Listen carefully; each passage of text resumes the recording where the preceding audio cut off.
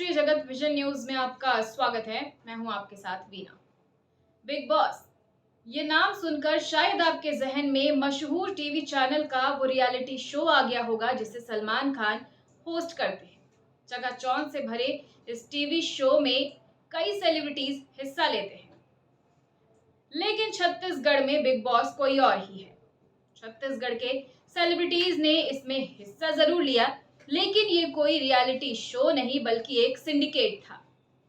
सुनियोजित तरीके से छत्तीसगढ़ में शराब घोटाला करने का सिंडिकेट।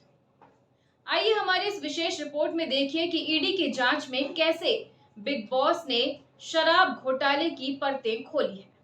छत्तीसगढ़ में बिग बॉस चकाचौंध भरा कोई टीवी शो नहीं जिसे बॉलीवुड स्टार सलमान खान होस्ट करते हों, बल्कि यहाँ का बिग बॉस कथित तौर पर एक विशाल शराब सिंडिकेट था, जिसका सूत्रधार कोई और नहीं बल्कि पूर्व मुख्यमंत्री भूपेश बघेल के बेटे चैतन्य बघेल थे।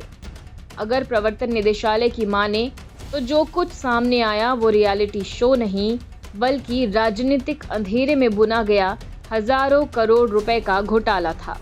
ईडी की जांच में कथित तौर पर एक व्हाट्सएप ग्रुप का खुलासा हुआ जिसका नाम ही बिग बॉस था। पूरा सिंडिकेट इसी ग्रुप से चलता था। इस ग्रुप के जरिए सैकड़ों करोड़ के वित्तीय लेन देन कथित तौर पर तय किए जाते थे। इसमें चैतन्य बघेल, जिन्हें बिट्टू नाम से सेव किया गया था, कारोबारी अनवर ढेबर, रिटायर्ड आईएएस अनिल टुटेजा, अधिकारी सौम्या चौरसिया और व्यापारी पुष्पक शामिल थे। आरोप पत्र में इन चैट्स के स्क्रीनशॉट भी जोड़े गए हैं, जिनमें पूरी तफसील से दर्ज है कि बिट्टू ने कब किसे फोन किया, कितनी देर बात हुई और किसे कितना पैसा कहां भेजना है।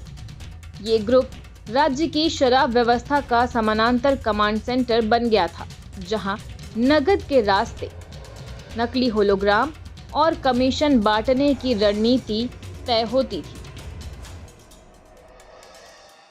ईडी ने दावा किया है कि शराब घोटाले का पैसा राजीव भवन भेजा जाता था। 3 साल में 960 करोड़ रुपए भेजे गए। ईडी के दावे के अनुसार घोटाले का पैसा कार्टून्स में भरकर हर महीने प्रदेश कांग्रेस मुख्यालय पहुंचाया जाता था। बताया जा रहा है कि शराब माफिया ने कांग्रेस कार्यालय में बिग बॉस नाम से सोशल मीडिया में जो ग्रुप बनाया था, इसी ग्रुप में लेन देन की सारी बातें होती थी। दावा किया गया है कि एक बार में 10 कार्टून कार से पहुंचाए जाते थे। इन पैसों को पार्टी फंड का नाम दिया गया। अनवर ढेबर, अनिल टुटेजा और सौम्या चौरसिया के मोबाइल फोन से मिले साक्ष्यों ने केस को और पुख्ता कर दिया है। अनवर के फोन में चैतन्य का नंबर बिट्टू के नाम से सेव था। चैट्स में भारी नगद लेन देन, नकली होलोग्राम बनाने और काले धन के बंटवारे की बातें दर्ज की गई थी। ईडी का कहना है कि चैतन्य ने अकेले कम से कम 200 करोड़ रुपए कमाए, जबकि 850 करोड़ रुपए तत्कालीन कांग्रेस कोषाध्यक्ष राम गोपाल अग्रवाल को भेजे गए।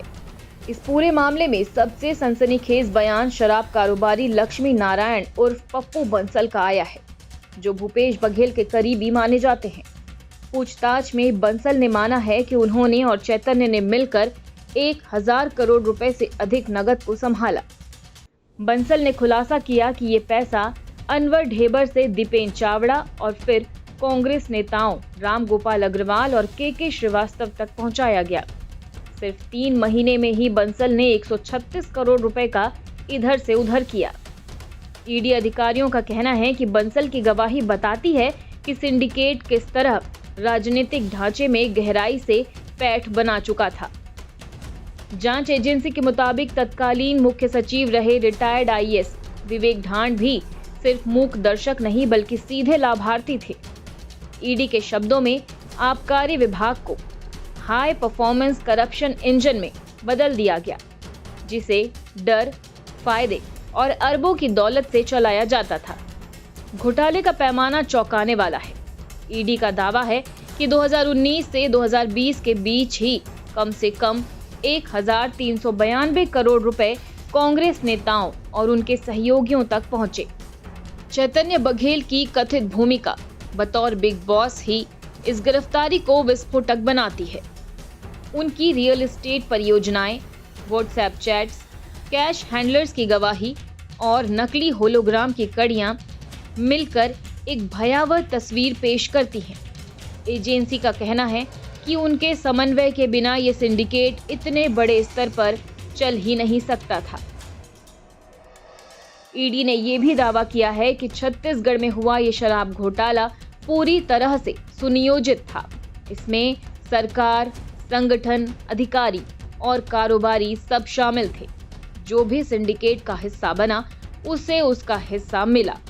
इसमें सरकार के उच्च पदों पर बैठे लोगों की भूमिका भी जांच के घेरे में है। ईडी ने अब तक 23 लोगों के खिलाफ जांच पूरी कर ली है।